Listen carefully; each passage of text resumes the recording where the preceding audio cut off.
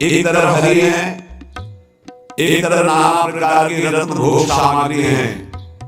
तुम्हारा मन उधर आकर्षित होगा, लेकिन तुम्हें उधर नहीं जाना, हरि की तरफ बढ़ाना है कदम। यहाँ तो बहुत छोटा स्तर गिरा हुआ है हमारी साधना का। अगर हमारे मनोनुकूल भोजन मिल गया तो प्रभु को भूल जाएंगे, उसका स्वाद लेने में हम समय अपना नष्ट कर देंगे। एक रसेंद्रिय का विषय, ऐसे हर इंद्रिय का विषय आप देख लीजिए। आपके मनोनुकूल कोई गाना, कोई नाटक, कोई सिनेमा, कोई आप देख लीजिए, प्रभु को भूल जाएंगे आप उस समय, और उससे आपका मन अंतर्मय हो जाएगा। कितनी छोटी गिरी हुई स्थिति है। त्रिभुवन का कोई भी आकर्षण हमारा नाम न छुड़वा पाए, भगवत स्मृति न छुड़वा पाए, तब तो साधना मानी जाएगी। बिल्कुल सावधान। श्री धाम वृंदावन का जो वास है, आश्रय है, ये बहुत जोर का है। आश्रय से भगवत प्राप्ति हो जाएगी अगर दृढ़ निष्ठा आ जाए। कोटि कोटि चिंतामणि रत्नादि आपको प्राप्त हो तो भी तुम आश्रय न छोड़ना प्रभु का, वृंदावन का, धाम का। पहली बात है भगवत आश्रय। कहीं लोग धाम आपको अपने महिमा प्रकाशित कर देगा, कहीं भी आश्रय पक्का होना चाहिए। आश्रित हृदय वृंदावन का कैसा होता है, जहां उसको अपने व्यवहार काल से फुर्सत मिली, भागा, जैसे कोई अपने घर को भागता है छुट्टी मिलने पर, ऐसे श्री धाम भाग गया है। उससे कोई कहे अमुक जगह चलो, बहुत सुंदर वहां शोभा है प्रकृति की, वो नहीं जाएगा। नहीं, हमारा तो जीवन वृंदावन है, प्राण वृंदावन, सर्वस्व वृंदावन है, वो भाग के वृंदावन, ये है वृंदावन का आश्रय है। एक दिन का भी समय नहीं लगा तो कहीं नहीं भागा वृंदावन की तरफ। एक बार बिहारी जी की दरबार, एक बार वृंदावन की परिक्रमा की। आश्रय तत्व अगर पुष्ट होगा तो वृंदावन वहीं कृपा कर देगा। एक बात और बड़ी जोर की है कि जिनको वृंदावन वास मिल गया है उनके लिए खास बात। यदि आपको अखंड वृंदावन वास मिल गया है तो बहिर्दृष्टि हरि भी वृंदावन की सीमा के बाहर आपको बुला रहे हो तो मत जाना। जैसा श्रीपाद श्लोक में लिखते हैं, श्री भट्ट देवाचार्य जी उसे पद में लिखते हैं, विपिन राज सीमा के बाहर हरिहूं को न निहार, रे मन वृंदावन जब जब मिले कोटि चिंतामणि तौ न हाथ पसार। बिल्कुल उसी की चीज है मानो। जय श्री भट्ट धूलि धूसरन ये आसाउर, तथापि वृंदावन धूलि धूसरन न दे मन नेत्र कदापि आत्मे। वृंदावन की रज से सना हुआ हमारा शरीर और अंतिम श्वास यही पूरी हो रहा, वो बात बन गई जो बड़ी बड़ी साधना से नहीं बनती। बड़ी बड़ी साधना अंदर की खास बात है। अपने को भूल जाना और प्रभु के चिंतन में तन्मय हो जाना भक्ति का लक्षण है। सब कुछ भूल जाना, अपने स्वरूप में स्थित हो जाना ज्ञान का है। इसके अलावा भगवान की माया का प्रभाव है। बड़ी विडंबना है। भगवान की कृपा से जब कोई साधन बनता है तो भगवान की कृपा ना कह करके, भगवान की कृपा ना मान करके हम उसमें अपना अहम आरोपित कर लेते हैं। इसलिए हमारी साधना बाधित हो जाती है और विक्षिप्त हो जाते हैं, विक्षेप पड़ जाता है साधना में। किसी के मुख सुन रहे थे कि मैं केवल प्रवचन नहीं कर रहा हूं, इतना समय हो गया, ये नहीं खाया, ये नहीं पिया, ऐसा ये त्याग। अरे सब देहाभिमान के अंतर्गत है, इसका कोई महत्व नहीं है।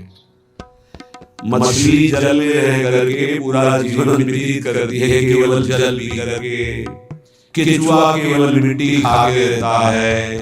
कितने पंछी केवल फल खा के रहते हैं। क्या भगवत प्राप्ति हो जाती है क्या?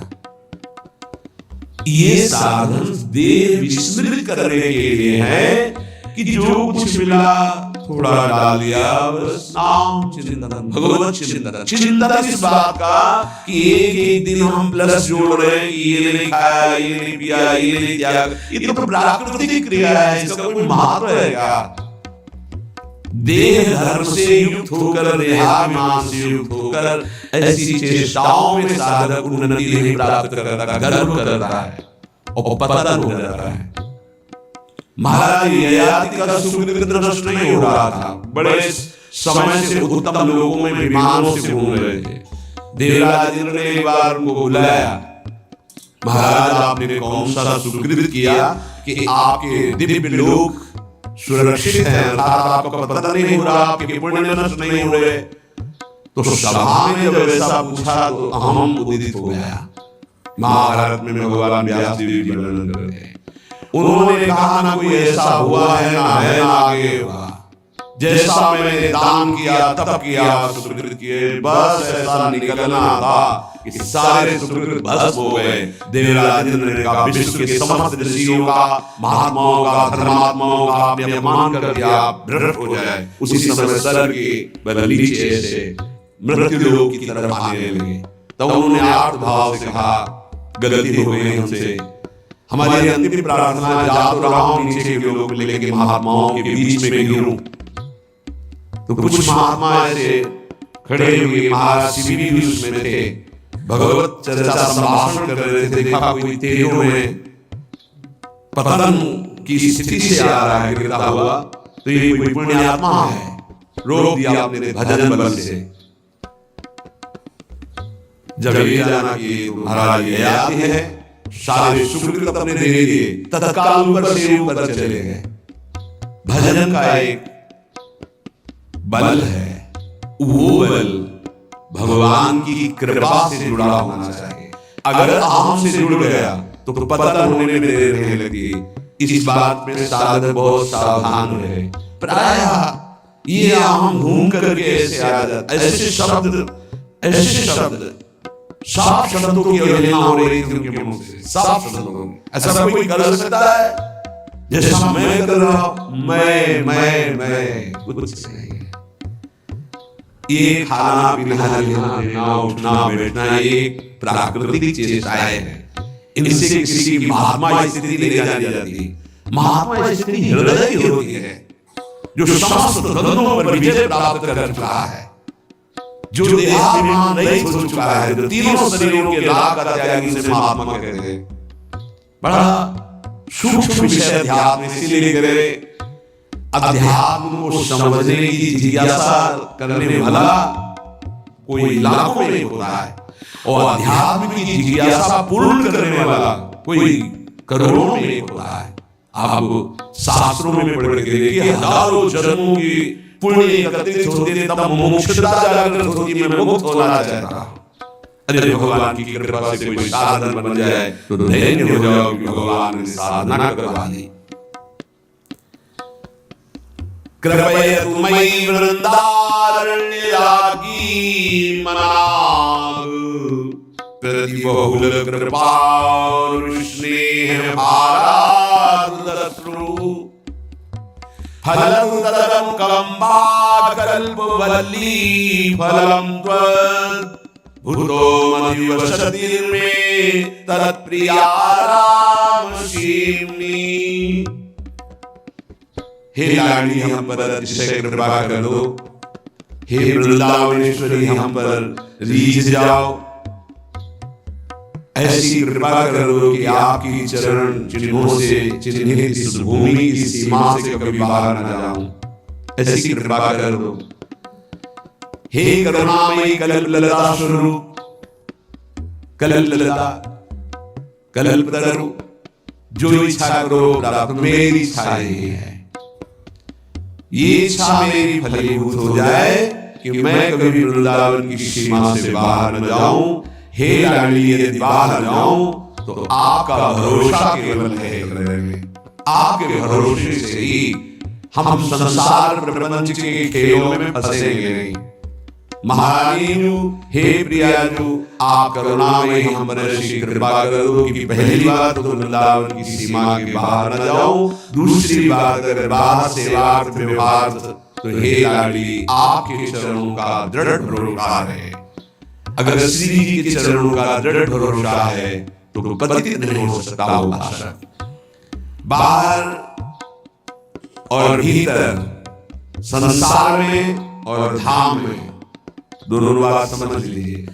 हृदय में और बाहर व्यवहार में, धाम में और संसार में, वही सौभाग्यशाली माना जाएगा जिसका चिंतन प्रभु से जुड़ा है। जो प्रभु के चिंतन में जुड़ा हुआ वही महान सौभाग्यशाली। धाम की एक असीम कृपा है, पर आप धाम में रहकर प्रिया प्रीतम का चिंतन नहीं करते, मनमानी पापाचरण करते हो तो पुनः यही जन्म होगा लेकिन दंड मिलेगा। ऐसा नहीं कि आप धाम वास कर रहे हैं, मनमानी आचरण कर रहे हैं तो आपको बीमार आएगा, नहीं, आपको यही दंड मिलेगा। बहुत विभिन्न प्रकार के दंड है। यहाँ भूत भी बनते हैं, हजारों वर्ष तक भटकना होता है जब तक विशिष्ट महापुरुष नहीं मिल जाएगा, तब तक उद्धार नहीं होगा। पर रहेंगे धाम में, भूतेश्वर भगवान मथुरा में विराजमान, उनके शासन में रहेंगे। यहाँ भी विभिन्न योनियों की प्राप्ति हो जाएगी, बड़ा कष्टमय जीवन रहेगा। इसलिए मानव देह मिला है, कोई अपराध न बने, निरंतर भगवत चिंतन हो। अगर ये बात आश्रय लेकर बाहर भी हो रही तो आपको दिव्य वृंदावन धाम की प्राप्ति होगी। निरंतर हमारा भगवत चिंतन नाम चलता रहे, इसके लिए श्री नारायण स्वामी जी, जिसे अजबा जाप कहते हैं, बड़ी महिमा है। कह रहे कि अजबा जाप 4 वर्ष तक सावधानी से कर लिया जाए तो मुझे इसका जो अनुभव हुआ है परम दयालु नारायण की कृपा से कि उसे 4 वर्ष में भगवत साक्षात्कार है। नारायण स्वामी को 4 वर्ष में, तो कह रहे नारायण भगवान की कृपा से इस दास को जो अनुभव हुआ अजबा जाप से 4 वर्ष में भगवत साक्षात्कार। पर अजबा जाप एक अलग है, जो निरंतर चलता रहता है, चलना नहीं पड़ता। इतनी व्याकुलता है महापुरुष के अंदर थी और इतने असंग थे, एक रस्सी केवल कमर में और टाट की पट्टी की लंगोटी, बस पूरा टाट ऐसे गमछे की तरह नहीं, केवल टाट की लंगोटी रस्सी, बस पूरे जीवन में गर्मी सर्दी बरसात। और व्याकुलता इतनी थी कि प्राण त्यागने के लिए तैयार थे कि मुझे कोई सद्गुरु मिले। जब देखा कि उनके अनुकूल भाव नहीं बैठ रहा है तो हिमालय में पहाड़ी पे चढ़ के गिरने वाले थे, अपने शरीर को नष्ट कर, कितनी बड़ी मुमुक्षुता। उसी समय पीछे से किसी ने पकड़ा और कहा, मंदिर जय नारायण नारायण नारायण, यही जब असंग रहो, असंग रहो, नारायण नारायण जपो। वो औरों की असंगता की बात जाने दो, शरीर से भी असंग हो गए। वो कह रहे हैं कि 4 वर्ष में अजबा जाप से मेरे स्वामी नारायण की कृपा से इस गुलाम को भगवत साक्षात्कार हुआ। पहला जो दर्शन हुआ, इससे पता चलता फिर आगे दर्शन होते रहे। पीछे छम छम की आवाज आई, अचानक कोई इतना आकर्षण था कि मैं मुड़ा, देखा वो विमान की छोटी छोटी घंटियां बज रही थी। 4 पार्षद जो भगवान नारायण के आसपास थे और बीच में भगवान नारायण विराजमान थे। विमान नीचे उतरा, जीव ने देखा, साष्टांग दंडवत किया, निहाल हो गए। मेरे स्वामी नारायण, जो नाम जप करोगे भगवान वही रूप का अनुभव कराएंगे। उन्होंने कहा, अब तुम्हारा जीवन कर्तव्य पूर्ण हो गया, तुम्हारे लिए कोई कर्तव्य। बद्रिकाश्रम चले जाओ और वहां बस मेरा भजन करते रहो, तुम्हारा काम पूरा हो चुका है। इस साधन से मैं कृतकृत्य हो गया, अजपा जप से। ये अजपा जप सब कोई कर सकता है, पर इसमें ये नियम है, वाणी से सत्य बोलना, अजपा जप उसी कर लेगा, सत्य बोलने वाले का। ये जब उतरे भगवत मार्ग में तो झूठ का है बोले भाई, काहे को झूठ बोले, लेकिन झूठ का तो ऐसा राज्य हो चुका है जबान पे, मतलब समझे में नहीं आता कि हम झूठ बोल रहे हैं।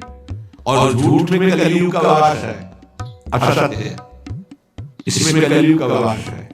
इसलिए प्रायः सबकी वाणी से झूठ निकलता है। झूठे लेना, झूठे देना, झूठे भोजन, झूठ से मिलना, तो कम से कम और भूले तो भूलो, जिन भूलो मालाधारी, ऐ भगवत पार्षद तुम क्यों भूल रहे हो कि तुम सत्य स्वरूप भगवान की आराधना करते हो। प्रेम पूर्वक जप करना, समदर्शित्व भाव लाना।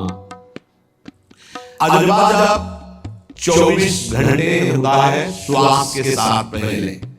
4 वर्ष के साधन से विमान में आए हुए भगवान नारायण का दर्शन। भाई जी महाराज का तो ऐसे दर्शन निज पार्षद जन, निज जन थे, उनके बीच में भाई जी से पूछते जा रहे हैं, पूज्य श्री दयाल गोविंदका जी, भगवान के चरण कितनी दूर है? बस बोले पास है, इस पर कर लाओ। कैसे लोगों को विश्वास लगा, कैसे? जैसे वो विज्ञान से पढ़े लिखे डॉक्टर, तो उनको लग रहा था कि संत ऐसे कैसे कर सकते हैं कि किसी का कैंसर नष्ट कर दे। जैसे उनको लगा पूज्य राधा बाबा के प्रारब्ध को भाई ने अपने शरीर पर लिया। देखो नाटक करना अलग बात है, सिद्ध संत जन करुणामय कल फिर बताया, उन्होंने अपने प्रारब्ध जो भजन साधन से एकत्रित किया हुआ उनको दिया, प्रारब्ध अपने ऊपर ले लिया, अपनी जान कटा ली उनका कैंसर। भाई जी अस्पताल में भर्ती रहे राधा बाबा के प्रारब्ध को लेकर के। इन संतों की महान उदारता और महिमा को कैसे कोई जानेगा। ये अजपा जप में बड़ी सामर्थ्य है। इसमें क्या होता है कि जपना नहीं होता है, पर यहां तक पहुंचना कठिन है। पीछे में बताया गया था कि इतने समय तक आप वैखरी से भजन करें, परसों ही शायद चर्चा हुई थी, फिर आपके कंठ से चलने लगेगा, फिर आपके हृदय से चलने लगेगा, फिर नाभ से चलने लगेगा। ये श्वास पर अभ्यास किया जाता है। ऐसा जैसे आवाज न निकले पर आप गुनगुनाओ, नाक की वायु को अंदर से काटते हुए नाम के द्वारा, बस आवाज नहीं निकलने बगैर चल रहा है। श्वास में हमने नारायण शब्द का अभ्यास किया, नारायण स्वामी जी के जो हमें गुरु जी ने दिया, नारायण नारायण। 24 घंटे इसका अभ्यास करते करते रोम रोम आनंद से भर गया और नारायण शब्द स्वाभाविक चलने लगा। अजपा जप बहुत जल्दी भगवत साक्षात्कार करता है, करता ही रहता जाप का, और जाप होता है। बोधिसत्व की देविका नाम श्वास दो विलग चलत है, इनको भेद नमो को भावे, श्वास नाम नाम ही श्वास, नाम श्वास को भेद मिटा। बहुत जो चाहोगे प्राप्त हो जाएगा। ये रुपया पैसा संसार की भोग सामग्री, ये तुम्हें कोई देगा भी, तुम्हारी इच्छा नहीं होगी, आसक्ति नहीं होगी इनकी तरफ। ब्रह्मादि के भोग जब विषम लागत आई, नारायण ब्रज चंद्र की लगन लगी है जाई। अजपा जप को निरंतर चलाने के लिए एकांत में भगवान की कुछ स्तोत्र और प्रार्थना है, उनको गाइए और रोइए, प्रभु से प्रार्थना कीजिए, क्या मुझे अजपा जप दे दीजिए, निरंतर भजन दे दीजिए। वो दे देंगे। हमने संतों से सुना है कि भगवान भजन मांगने की बात को बड़ी जल्दी पूरी करते हैं कि मुझे अखंड भजन दे दीजिए। हृदय से जब चाहोगे तब वो अंतर्यामी है, वो आपके अंदर बैठे नहीं करें। भगवान ने भजन दे दिया, आपके चला विविध भोगों की, तो पहले उन भोगों को नष्ट करेंगे या पूर्ण कराएंगे, तब आपकी बात आएगी। जब विभीषण जी श्री भगवान के सन्मुख गए तो भगवान ने सबसे पहली बात पूर्ण की जो लंका में चलते समय भाव आया था कि भगवान के चरणों का आश्रय लेकर उनके बाहुबल से रावण का विनाश करके जिस सिंहासन पर बैठकर इसने लात मारी यहीं बैठूंगा। पहला काम किया, समुद्र का जल मंगाकर लंकाधिपति पद पर अभिषिक्त कर दिया। लंकेश उन्होंने कहा कि प्रभु उल्कच प्रथम वासना रही, प्रभु पद प्रीति सरित सोई। प्रभु आपके चरणों के दर्शन से कोई कामना नहीं, भगवान कहते नहीं पहले कामना की थी उसकी पूर्ति दे रहे हो। हम भगवान से भजन मांगे, साथ में नाना प्रकार की वासनाएं हैं, तो इसलिए जब भोगाल करी सत्संग सुनते सुनते ये दिमाग में बैठ जाता है कि भोग वासनाएं कामनाएं ये हमें फंसाने वाली हैं, हमें नहीं चाहिए। जब आपके अंदर से उदासीनता आएगी तब भजन की मांग पूरी हो जाएगी। कभी कभी भगवान का गुणानुवाद करके एकांत में रोया करे साधक। कभी रोना आता है अपने इंद्रियों और मन के विलास की पूर्ति ना होने पर। इतने मोटे मोटे आंसू गिरते तब लगता है कितने कीमती आंसू कितने घटिया जगह में गिरा रहे हो। अरे इन्हीं से प्रभु को खरीद लेते हैं, अगर उनके लिए रो देते तो इतने करुणामय है वो कि आपको आभास होने लगता।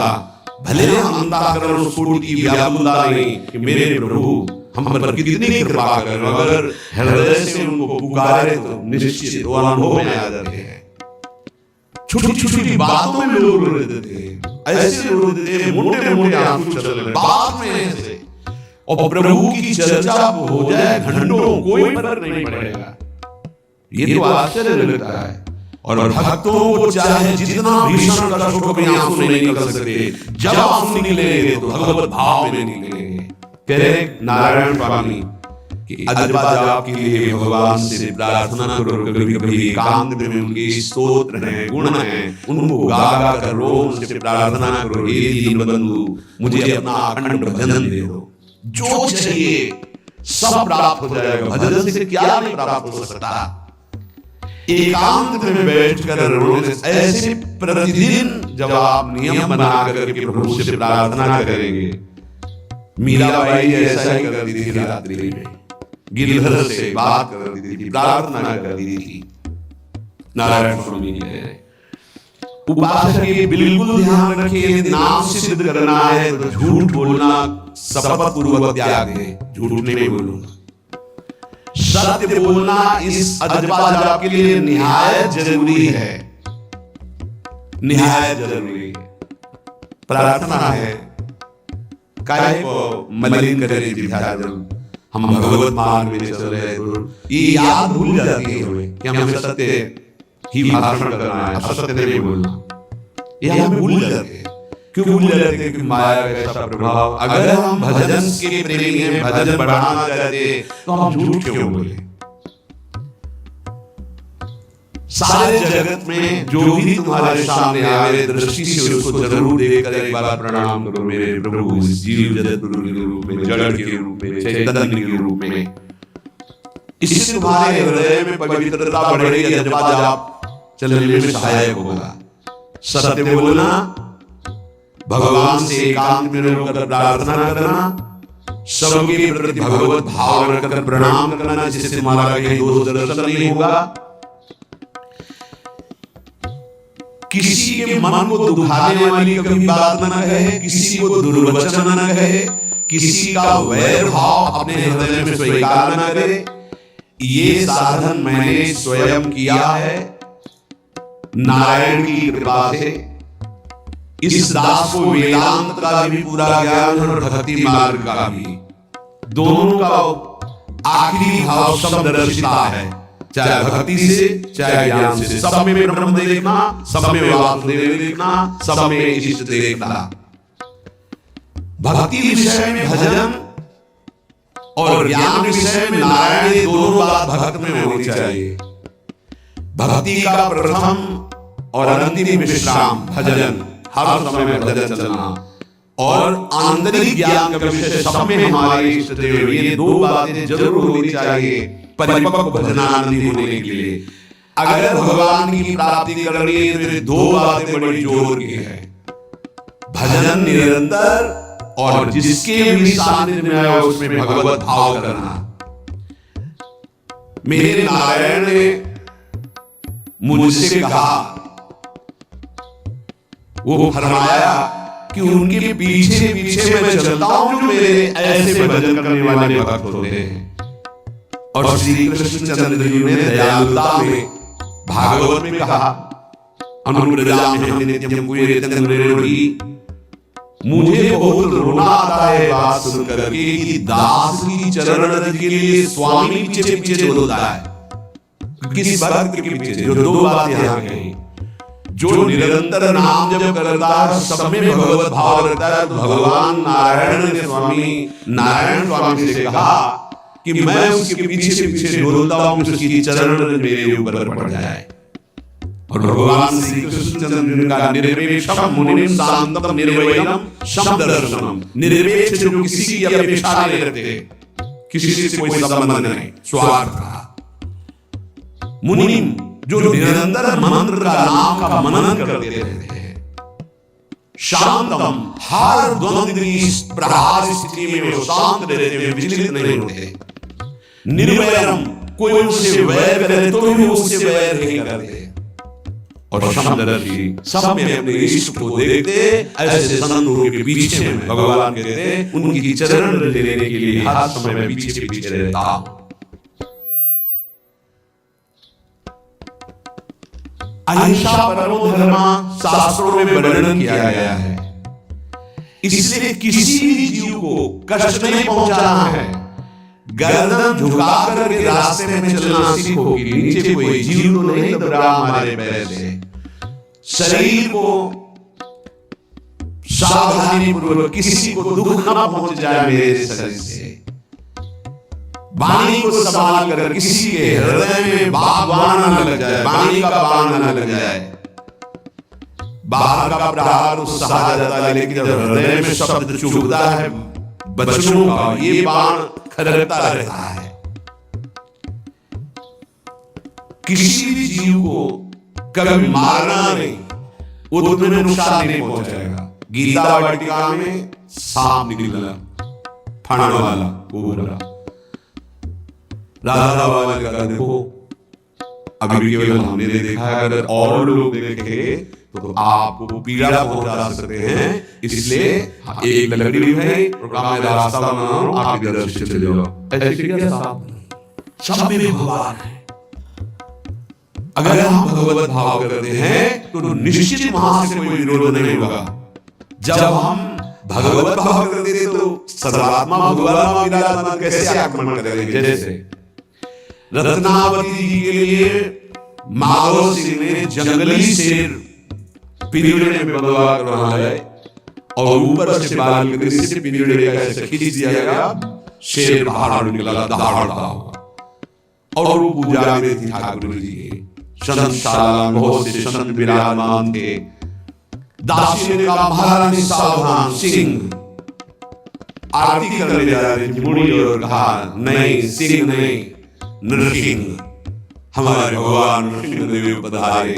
और थाल लेकर मुड़ी तो जैसे सीधी गाय ऐसे कर, तिलक लगाया, आरती की, प्रणाम किया, सिंह घुमा और छलांग मारी ऊपर। जो बाल के मेरे राजा के पार्षद उसको बंदी बना कर लाए साहब वो फाड़, और जंगल किसी संत को, रत्नावती को या किसी को कोई क्षति नहीं, लेकिन जो उनकी क्षति के लिए लाए थे उनके लिए वो सिंह, इनके लिए भगवान नरसिंह।